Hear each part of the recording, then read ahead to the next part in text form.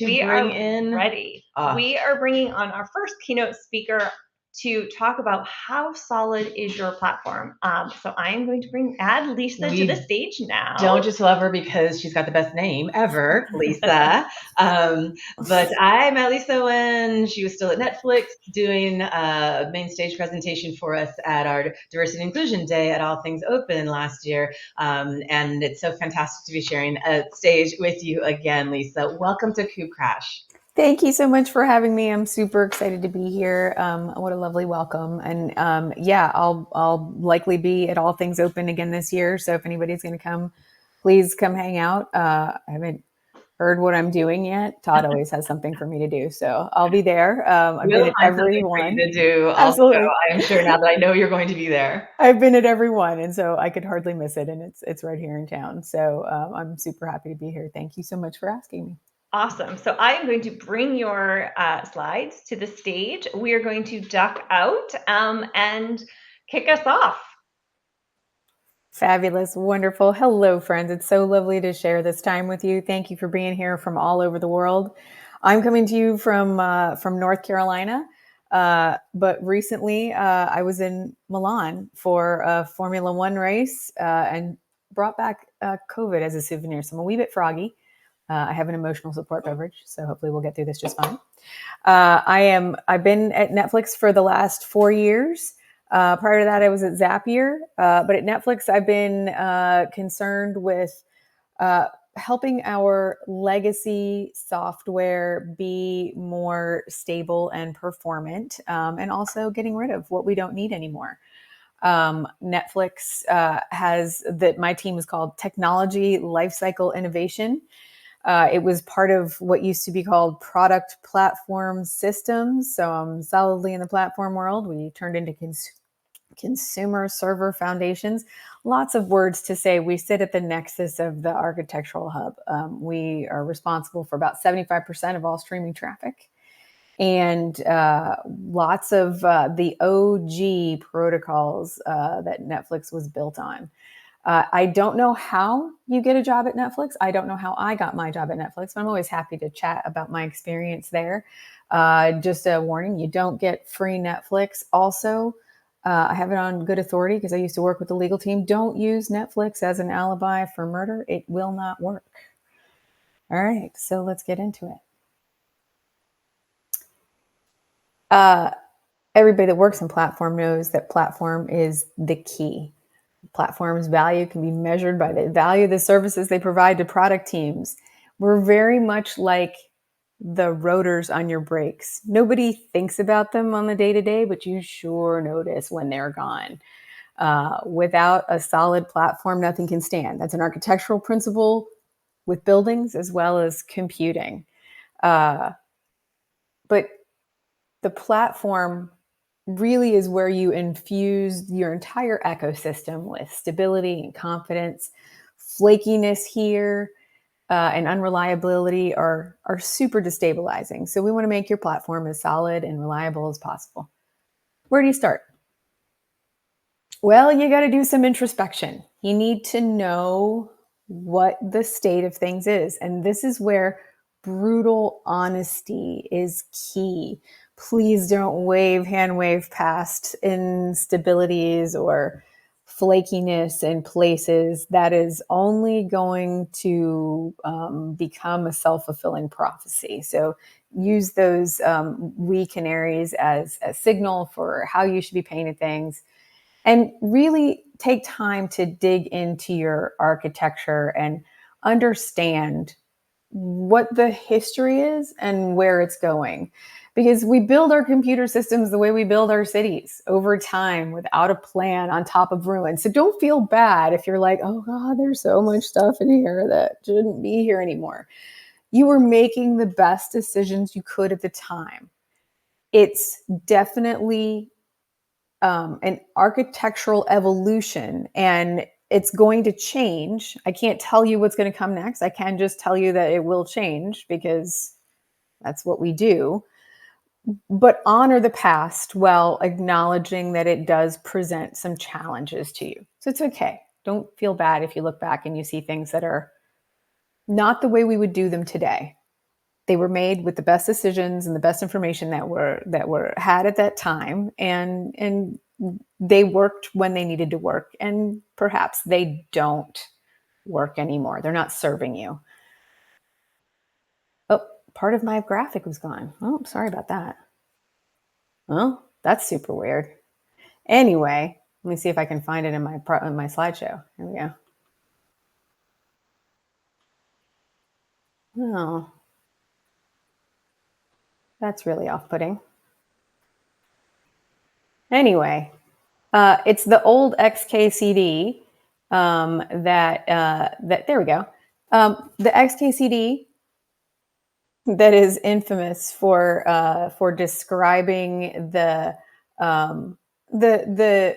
modern architecture. All modern architecture kind of looks like this. There's this one little piece right down here that you don't want to be.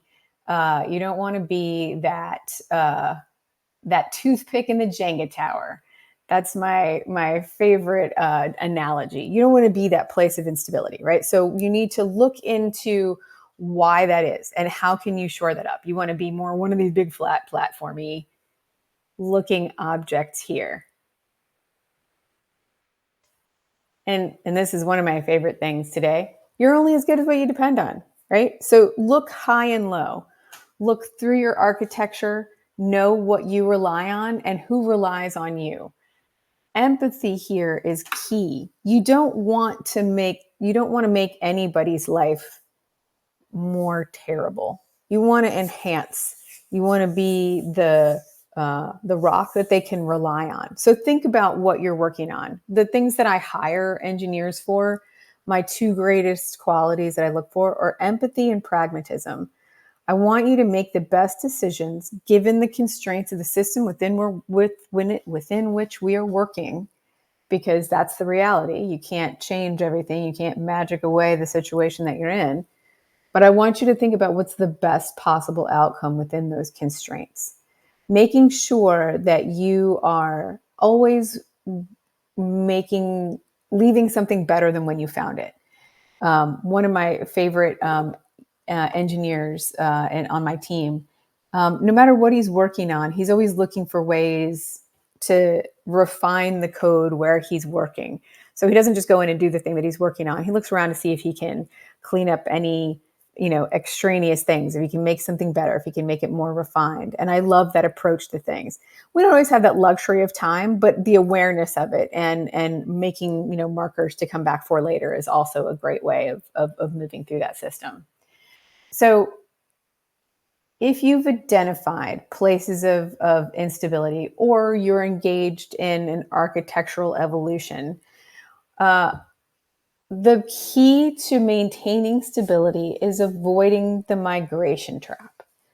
Finish what you start by starting with a plan, making sure that you understand the ramifications of whatever the changes that you're proposing. We're engineers. We're all excited about the new hotness or whatever the next new thing is. But what is the ROI on making that change?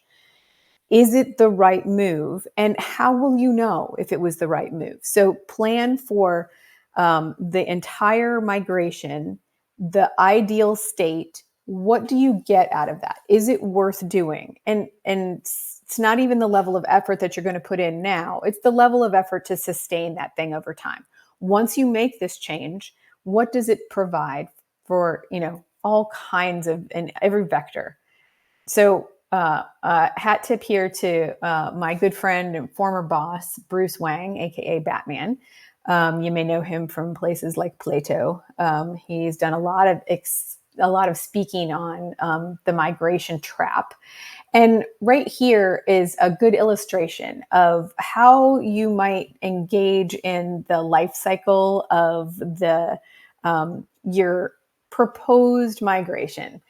And the hardest part is not the idea. It's not the build. All of those things are the fun places where you get energy and you want to spend your time.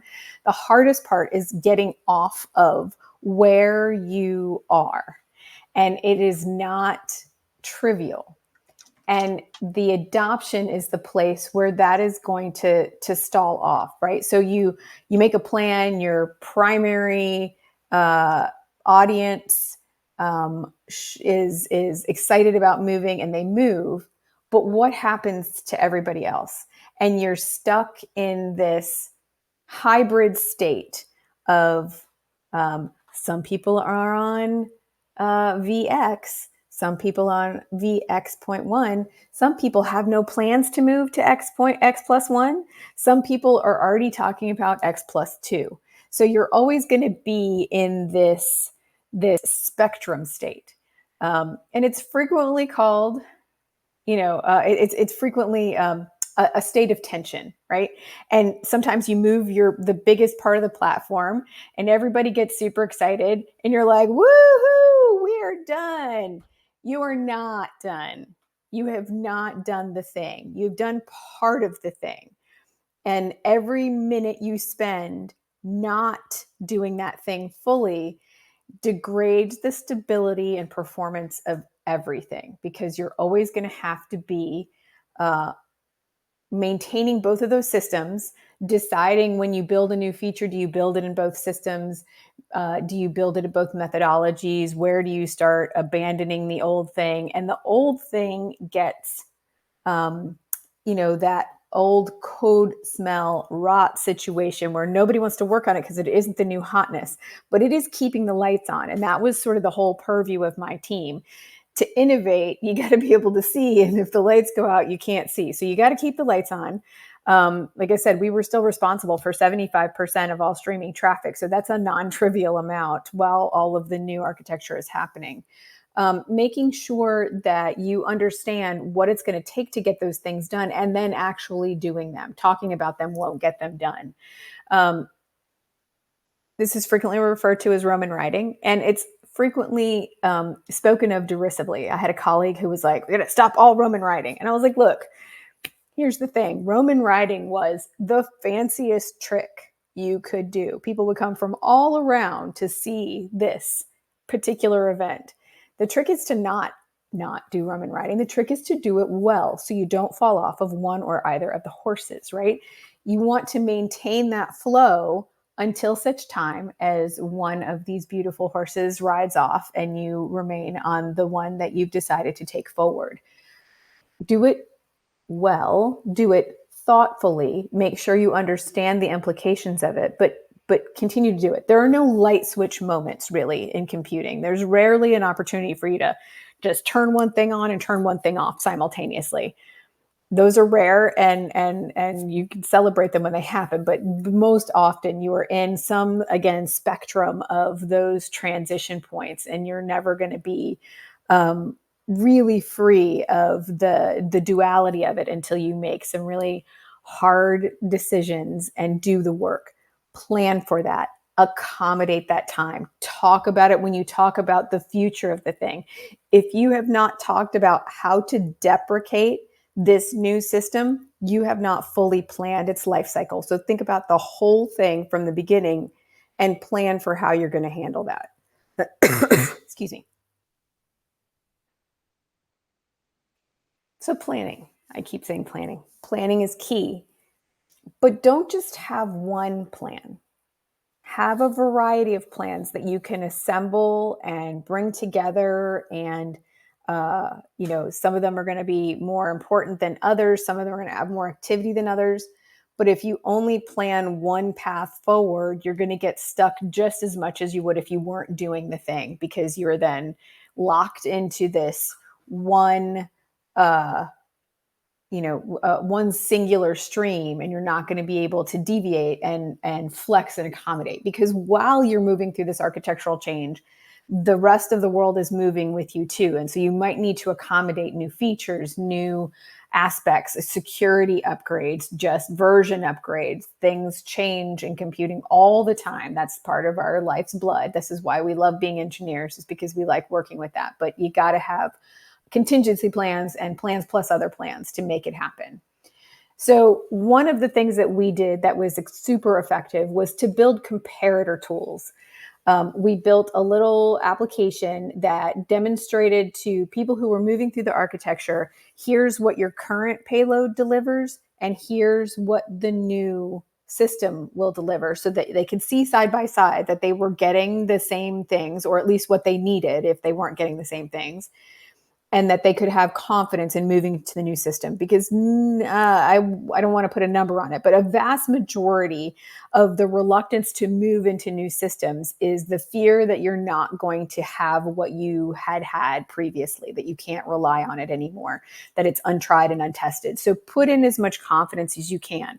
Build a comparator, canary against it, test it. And then what's the worst that can happen? You roll that back and you retest in the parallel system so that you can see where you're missing. It also helps you narrow down your field of view, and you're not trying to swallow down the entire ocean. It's just like, okay, this thing is missing, or this thing hasn't shown up exactly the way it needs to. We're like 85% of the way there, and we need to tweak these last few things, but it's not a scrap it and start over kind of situation. And it gives you more confidence to be able to move forward in a way that is, productive and useful, and gives people actionable feedback that they can work on. So one of the things that I did was to create something called the Flamingo Team 6. I'm sure we're all familiar with tiger teams, but tiger teams have sort of you messed up really bad and we need to come and bail you out. The flamingo team was not that. Flamingos, by the way, are metal. Like, they can survive in caustic salt flats that burn human skin off, and they will get frozen into water overnight. And when it thaws out in the morning, they just fly off and do their thing. They're also filter feeders. And so they have to stick their head in the water to eat. And so most of the flock will look out and guard while the rest of the flock is eating. And that was kind of the idea that I was looking for here. I took 6 level 6 engineers from across our department, all of whom had one crusty old protocol that they were solely responsible for, meaning they were on call 24/7, 365 for these things, and put them all together in an on-call rotation, a virtual team, so that they could have the support of being like every 6 weeks rather than every day. And it gave them the space to ideate on how to burn some of these things down. So they had a dual purpose: to carry the pager for these crusty old things, and to figure out how to get rid of them. When they were in a constant state of having to support them, they didn't have that brain space. They also didn't have anyone with whom they could ideate. So putting them all together created a really powerful space for them to figure out how to get things done, but also gave them some relief from this constant on-call pressure. I'm a big fan of sustainability, and I'll say it over and over again. And having somebody on call all the time is not sustainable. So in a year's time, we went from the primary protocol that was really the catalyst for kicking this off.